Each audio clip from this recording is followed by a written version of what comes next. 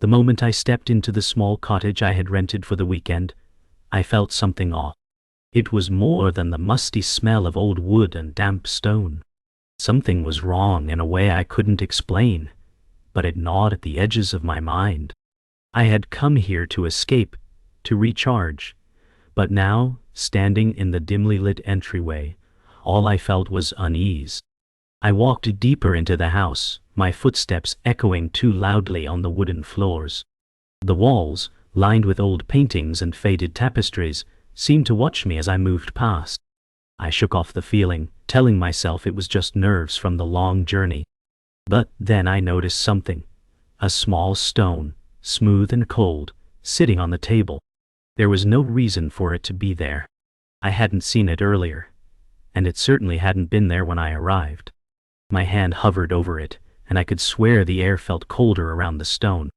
The next morning the air felt different, oppressive, like it was thick with something unspoken. The stone still sat on the table, its strange markings casting eerie shadows across the room. I tried to convince myself it was just a weird trinket, nothing more. But every time I looked at it, I felt a pull, a connection I couldn't explain. I decided to take a walk around the village to clear my head, but something kept me from enjoying the peaceful surroundings. The locals were too quiet, their eyes lingering on me as I passed. I overheard whispers, but as soon as I turned to look, they fell silent. It was as if everyone knew something I didn't, and I was the outsider. As I returned to the cottage, I noticed something unsettling. The door, which I had locked earlier, was ajar. My heart raced, and a chill ran down my spine. I hesitated, standing at the threshold, wondering if I should even go inside. But curiosity and a strange sense of dread pulled me in.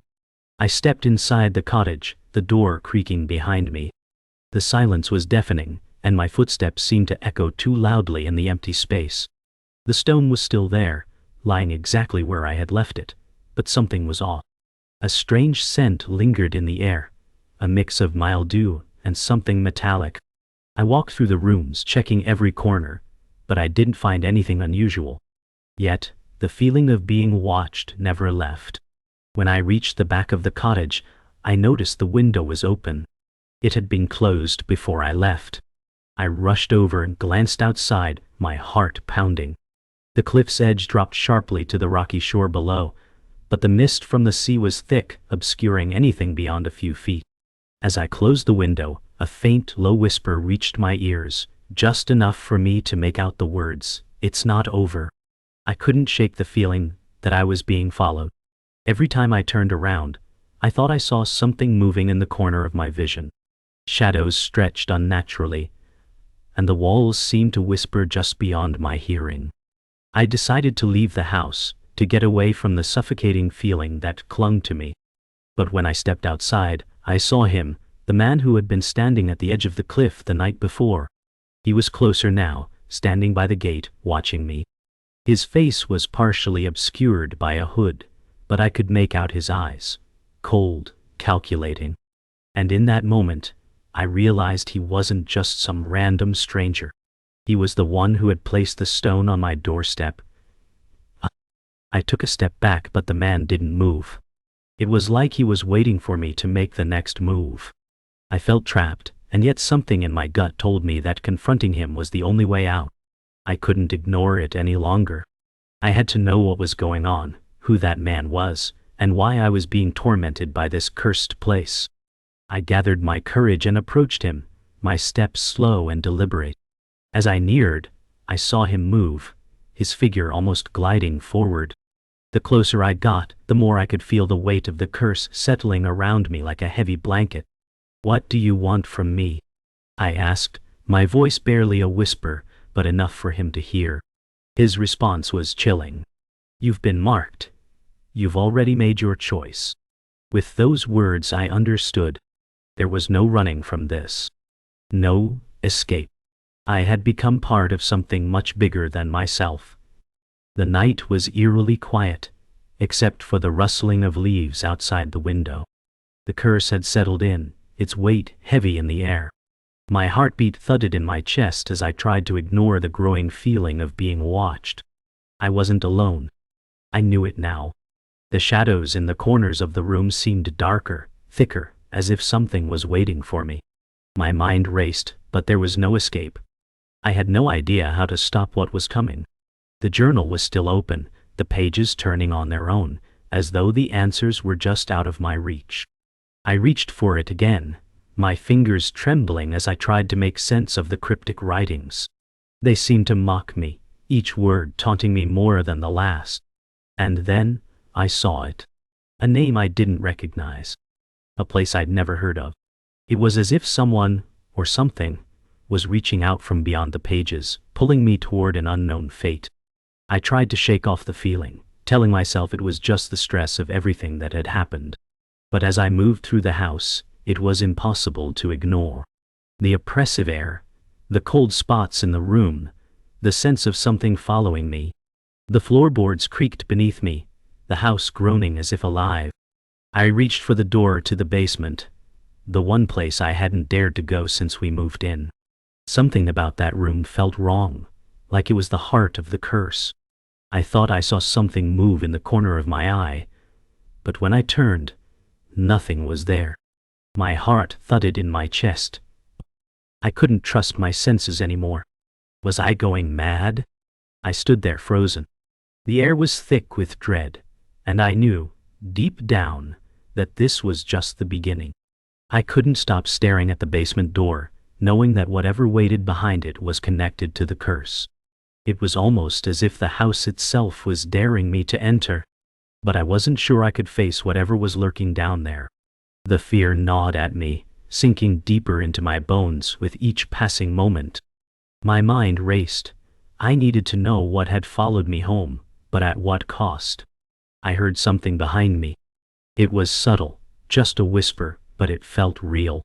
I turned, but there was nothing.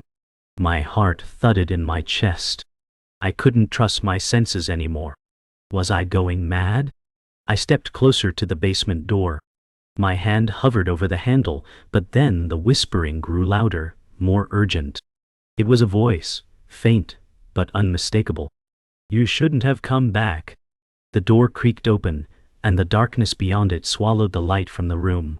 I couldn't see anything, but I could feel it, the weight of something ancient, waiting.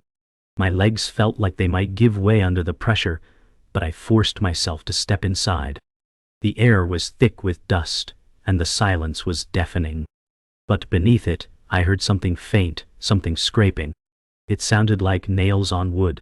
I tried to breathe, to focus, but the longer I stood there, the more the feeling of being trapped overwhelmed me.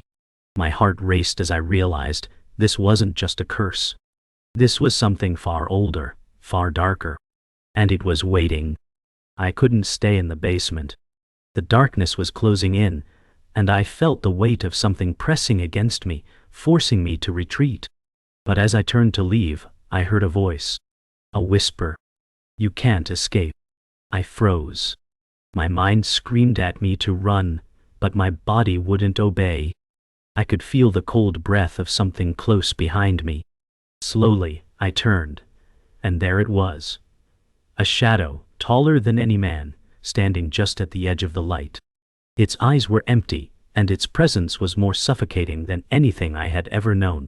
I wanted to scream, but no sound escaped my mouth. The curse had me now, and there was no way out. I stumbled backward, my breath coming in short, panicked gasps. The shadow in the basement moved closer, its presence suffocating, filling the room with a cold, malevolent energy. I could feel it pulling at me, dragging me deeper into its grip. My hands shook as I fumbled for the door, but it wouldn't open. It was as if the house itself was holding me in place. I was trapped. I turned toward the shadow, my heart pounding in my chest, each beat a desperate cry for escape. The air grew colder still, and the whispering intensified. It wasn't just in my ears anymore, it was in my mind, twisting my thoughts. You're mine, the voice hissed. Forever. I reached out, finally wrenching the door open, but I could hear it laughing behind me, the sound low and menacing, echoing through the basement. The curse was alive, and it wasn't done with me yet. I bolted up the stairs, desperate to escape the grip of the darkness below. My body was trembling, my mind reeling. What had I just seen? What was that thing? I had no answers, only the overwhelming urge to get away, to be far from that cursed place. But as I reached the top of the stairs, I stopped dead in my tracks. The front door, the one that had been locked when I came in, was now wide open. The wind howled, carrying with it an icy chill that bit at my skin. Something was wrong. I stepped forward, the fear gnawing at me. My eyes darted around, scanning the empty house. Every creak, every gust of wind felt like a warning. I had to leave. The curse had followed me home, and now it was playing with me. But just as I reached for the door, the light flickered. I felt a presence behind me. I hesitated. The front door was open, but there was no way I could run fast enough to escape. The curse had followed me, and I knew that leaving wouldn't end it. Suddenly, the air shifted. It felt as though the world around me slowed down, the air thickening, pressing in on me. I turned slowly, my eyes searching the darkness of the hallway, the heavy silence weighing on my chest. Something was watching me. I could feel it. The whispering began again, but this time it wasn't just a voice. It was 1,000 voices speaking at once. It was inside my head, filling every corner of my mind with dread. The thing behind me, the thing that had followed me home, was here. I couldn't move. My feet felt glued to the floor, my mind screaming for action, but my body refused. And then I saw it. A figure, dark and indistinct, standing at the far end of the hallway, its eyes glowing with an unnatural light. I tried to scream, but no sound came out. My breath caught in my throat as the figure moved toward me. The darkness seemed to ripple with its every step, the air growing colder, denser. I couldn't breathe. I couldn't think. It was so close now. I could feel its presence, the weight of its gaze pressing down on me. The air felt thick, as though it was suffocating me, and yet I couldn't move. My legs were like lead, refusing to obey my frantic desire to escape. The figure reached out, its hand stretching toward me, fingers long and unnatural. And then, just as it touched my shoulder, everything went black. I fell. Or was I pulled? I couldn't tell. The last thing I remembered was the sound of its voice, low, mocking, and cold. You belong to me now. When I opened my eyes again, I was lying on the floor of my living room. The light from the overhead lamp flickered dimly, and everything felt wrong. My head throbbed, my thoughts were scattered, and my body felt heavy. I sat up slowly, taking in my surroundings. The house seemed different. The walls felt oppressive, the air stale. It was as if the curse had embedded itself into every inch of the place, warping it into something darker, more sinister. I stood shakily, my hands reaching out for support. And that's when I saw it, the reflection in the mirror. It wasn't me. The face staring back at me was twisted, distorted. It was like a ghost, a shadow of who I was. The fear in its eyes mirrored my own. I wasn't alone, and I couldn't run anymore. I was trapped in the mirror's gaze, unable to look away. The figure in the reflection wasn't just an illusion, it felt real, as though it was trying to pull me in, to consume me. The longer I stared, the more I felt my own identity slipping away. Was this my body?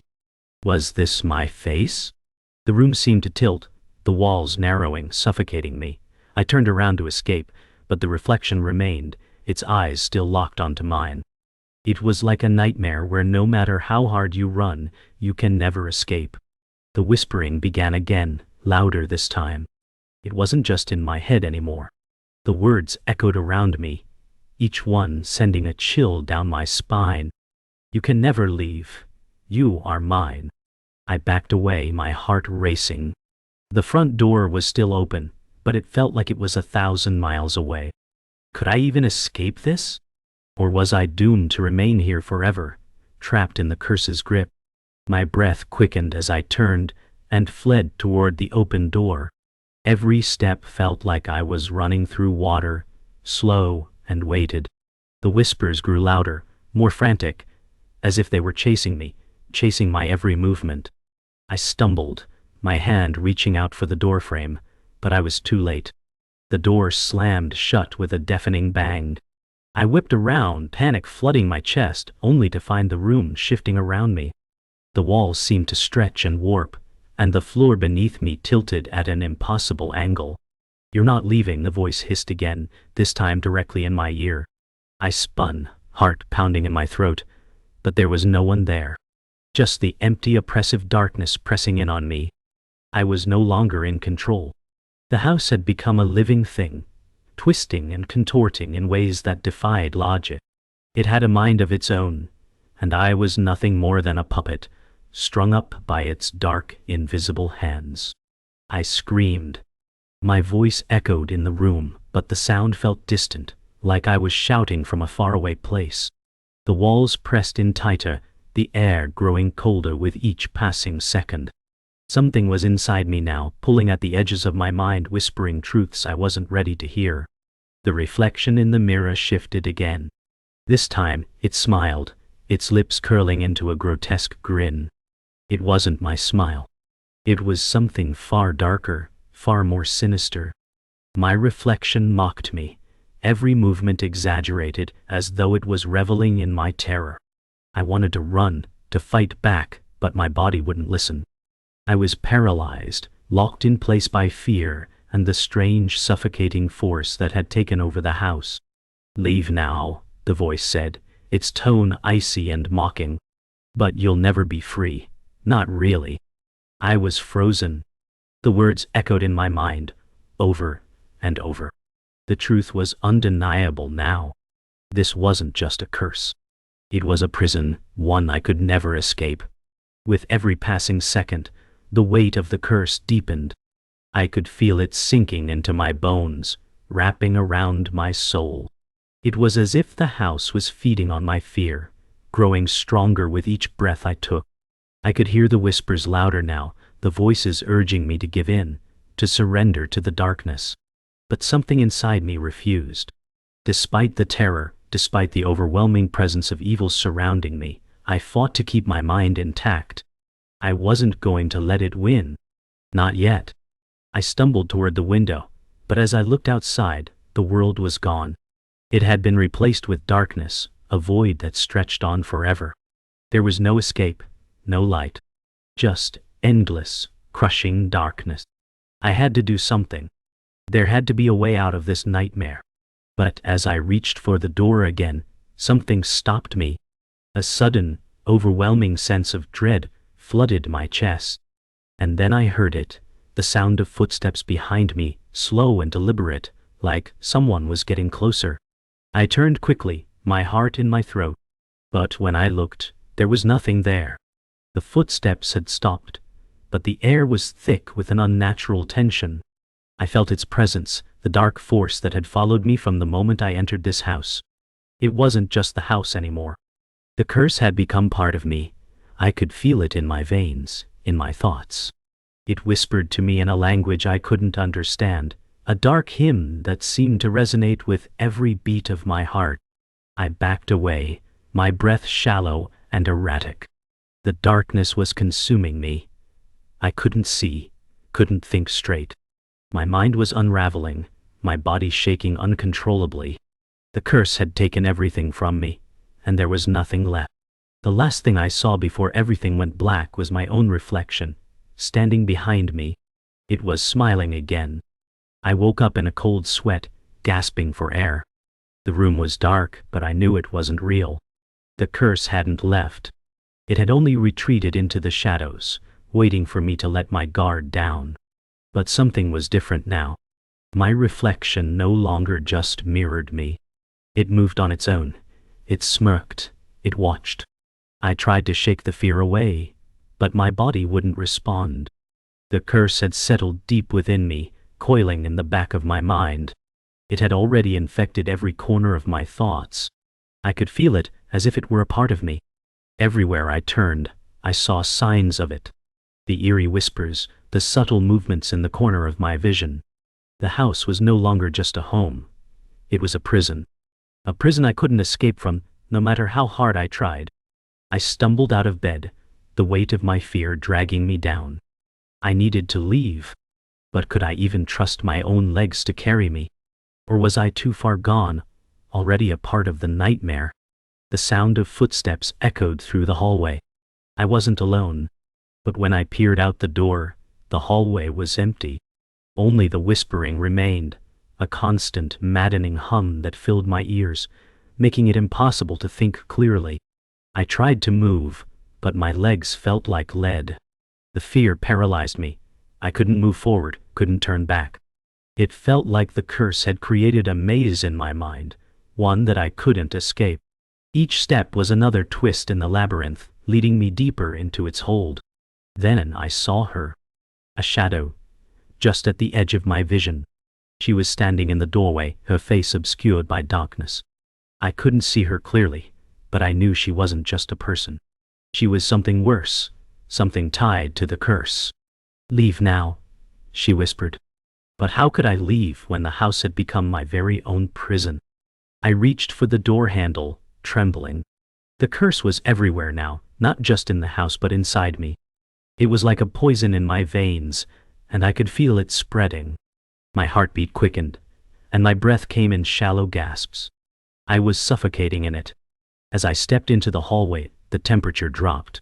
My breath turned to mist in the air, and I could see my own shaky hands. The walls were covered in symbols now, symbols I didn't recognize, but somehow I knew they were part of the curse. I tried to ignore them to push through the panic that gripped my chest. But then, I heard it. A voice, soft but unmistakable, right behind me. "You can't leave, Ethan," it whispered. The voice sent a chill down my spine, freezing me in place. It was her voice again, the one I had heard before, the one I couldn't escape. I ran. I didn't know where I was going, just that I had to escape. But the house felt like it was shifting around me, closing in on me, making the walls feel tighter, the doors farther away. The voices, the whispers, they were everywhere now. And she was still there, watching, waiting for me to break. I burst into the living room, my mind spinning. I needed to get out, but the windows were sealed shut, the curtains drawn tight. The house had become a tomb. I was trapped, and the curse was closing in on me like a vice. I turned toward the window, my breath heavy, my heart pounding in my chest. I could almost hear her footsteps behind me, her breath hot on my neck. But when I looked back, the room was empty. Silent. Still. But the fear lingered, gnawing at my insides, reminding me that I was never truly alone. The curse was always with me, just waiting for me to slip. I fell to my knees, my hands gripping the floor as the darkness swallowed me whole. I was losing myself, losing everything. The curse had claimed me, and there was no escape. I couldn't outrun it. I couldn't hide from it. It was inside me, entwined in my very soul. But even as the darkness consumed me, a small part of me refused to let go. A faint, flickering light in the distance. It was hope, fragile but stubborn, fighting against the endless night. I had to hold on to it. I had to. "Help me," I whispered into the void. "Please help me." For the first time, the house fell silent. And in that silence I heard it, soft at first, but growing louder. My name. The silence hung in the air like a thick fog, suffocating every breath. I felt it before I saw it, the faint whisper of my name, again. My body tensed as I struggled to make sense of it. I was sure I had heard nothing but the sound of my own ragged breath moments ago. "Is someone there?" I called, my voice trembling, unsure whether I wanted an answer. The fear had gnawed away at my sanity, leaving only raw vulnerability. Then, the voice came again. "Ethan," it whispered softly, more clearly now, sending a jolt of terror through me. It wasn't my mind playing tricks. It was real. But who, or what, was calling me? I stumbled to my feet, my knees weak. The shadows around me seemed to stretch unnaturally, as if they were reaching for me. I had to move. I had to find out what this was, what had followed me back from that cursed place. But the house felt like a maze, and the walls were closing in around me. I turned, my eyes desperately searching every corner of the room, but all I could see was darkness. The whispering was louder now, more insistent. It was as if the very walls were breathing with it. I could feel the presence, close, too close, and I couldn't run. I wanted to scream, but the words caught in my throat. Instead, I took a hesitant step forward.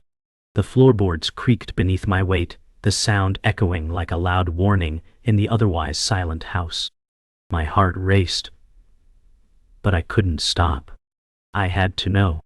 As I walked deeper into the shadows, I reached out, feeling my way along the walls, as if expecting something to leap out at me. I could feel my sanity slipping, and yet I couldn't stop myself. Something in me, an overwhelming need for closure, drove me onward. What was this thing that had followed me? And then, a flash of light. A figure, barely visible, standing in the doorway. "Who's there?" I whispered, my voice barely audible, shaking with terror. The figure didn't move, its silhouette barely visible in the dim light. It stood there, unmoving, like a dark sentinel watching me. I stepped closer, my heart pounding in my chest. "Answer me," I demanded, my voice stronger now, but still trembling. The figure didn't respond. But, as I got closer, I felt it, the weight of its presence. It was as if the very air around me was charged, alive with energy. My legs felt weak, but I didn't stop. I couldn't. I had to know who or what this was. When I was just a few feet away, the figure stepped into the light. I froze, my blood running cold. It was me. Or rather, a twisted version of me, standing there with a sinister grin on its face. "You've been running from yourself, Ethan," it said in a voice that wasn't mine, but somehow sounded so familiar. "But now, you've found the truth." I stepped back, my breath caught in my throat. "No, this isn't possible," I muttered, my hands trembling as I reached for the wall behind me. The room seemed to spin, the darkness closing in, suffocating me. The figure, this thing, smiled at me, a knowing, cruel smile. "Oh, but it is," it said, its voice dripping with malice. "You've always known. You've always been here, Ethan." I shook my head, trying to clear my thoughts. This couldn't be real.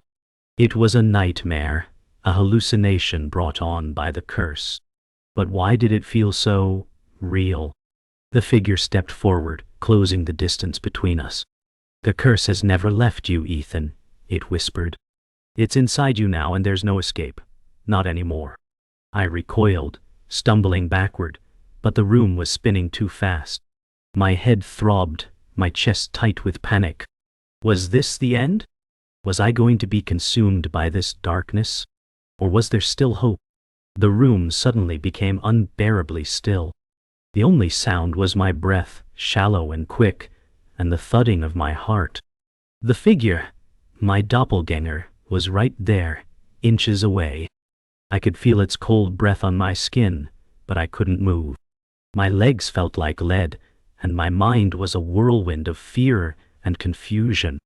"You can't run from yourself," it said, its voice so calm, so certain. "You've always been trapped, Ethan. The curse is you." I wanted to scream, to fight back, but I couldn't. The truth was too overwhelming. The curse had never been some external force. It had always been inside me, festering, growing, waiting for this moment. And now it had come to claim me. The figure reached out, touching my chest with cold fingers. I flinched, but it didn't stop. "Embrace it," it whispered. "You belong to me now." The room grew cold, colder than it had ever been before.